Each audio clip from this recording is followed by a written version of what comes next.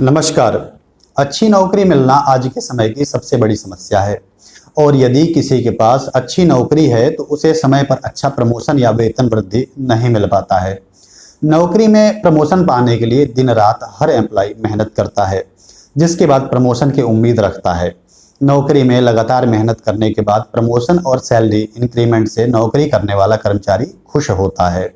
लेकिन कई बार ऐसी परिस्थितियां उत्पन्न होती हैं कि जॉब कर रहे एम्प्लॉय को उनके परिश्रम का फल नहीं मिल पाता है।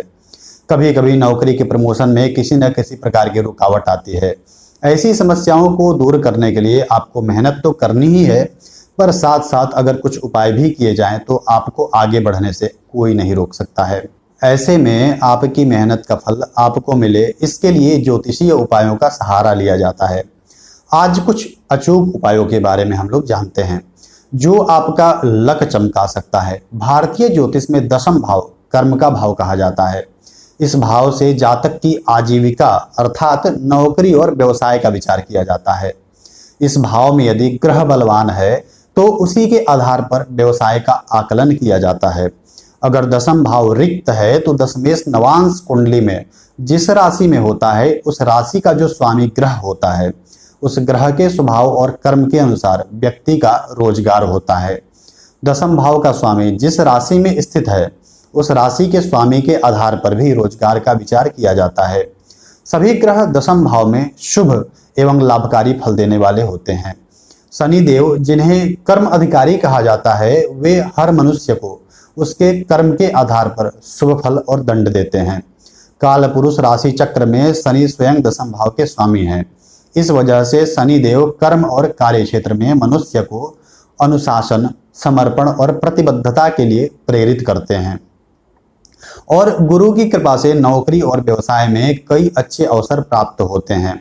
साथ ही करियर के क्षेत्र में बढ़ोतरी भी होती है।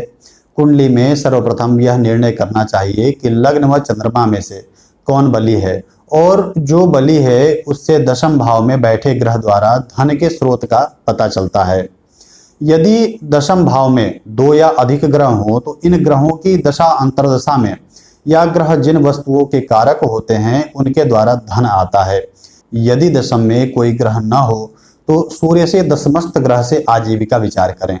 यदि यहाँ भी कोई ग्रह न हो तो दशमेश नवांश कुंडली में जिस ग्रह की राशि में हो उस ग्रह से धनागमन का विचार करना चाहिए।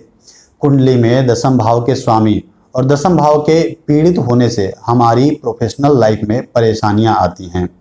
जब कोई क्रूर ग्रह दशम भाव में स्थित रह करके अशुभ फल देता है तो इसके कारण नौकरी और व्यवसाय में समस्याओं का सामना करना पड़ता है। ऐसे में जॉब मिलने में देरी, नौकरी से निकाला जाना, पदोन्नति होना, जॉब को लेकर के असंतुष्ट रहना और करियर में तमाम तरह की परेशानियां देखने को मिलती हैं। जन्म कुंडली के सूक्ष्म अध्ययन से इस बात का पता लगाया जा सकता है। इसके उपाय की बात करें तो दशम कुंडली में दशम भाव तथा दशमेश को मजबूत करें। घर से निकलते समय पहले दाहिना पैर निकालें। मनचाहा स्थानांतरण के लिए अपने तकिए के नीचे अनंत मूल की जड़ को रख करके सोएं। कुंडली में दशम भाव के स्वामी से संबंधित मंत्रों का जप करना चाहिए। यदि जातक पाप ग्रहों के दुष्प्रभाव से पीड़ित रहता है तो भी नौकरी में परेशानी आती है। इसके निराकरण के लिए घर पर नवग्रह हवन या मंदिर में रुद्राभिषेक करवाना चाहिए। इसके प्रभाव से नकारात्मक ऊर्जा दूर होती है और सकारात्मक ऊर्जा का संचार होता है। ये थे कुछ उपाय। इसे लगातार करने से नौकरी या व्यापार में लाभ होगा।